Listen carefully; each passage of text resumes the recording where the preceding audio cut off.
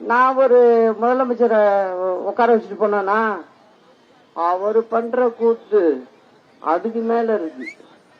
அது மட்டும் இல்ல, இங்க உங்க ஊர்ல ஒரு மந்திரி, அந்த மந்திரி அதுக்கு மேல இருக்கு. அதாவது யாரும் மக்களை பார்க்கலப்பா, அதுதான் உண்மை. அம்மா இருந்தப்ப எல்லாம் வாழை சுத்திக்கிட்டு இருந்துச்சு.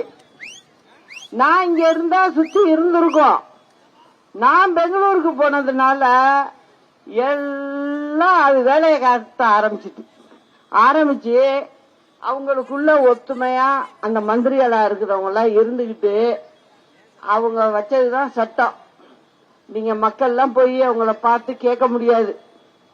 அவங்க என்ன நினைக்கிறாங்களோ, என்ன இஷ்டப்படுறாங்களோ அது மாதிரி 4.5 வருஷம் அடிச்ச கூத்து கொஞ்சம் நஞ்சம் இல்ல, எல்லாம் பண்ணிட்டாங்க. அவங்களும் சரியா செயல்படல, மக்களை சரியா கவனிக்கலங்கிறது தான் நான் திரும்ப திரும்ப சொல்றேன். அம்மா இருந்திருந்தா அந்த மாதிரிலாம் இருக்க மாட்டாங்க. அம்மா இவங்கெல்லாம் அவங்க வேலையை காமிச்சிட்டாங்க. இதுதான் சரி.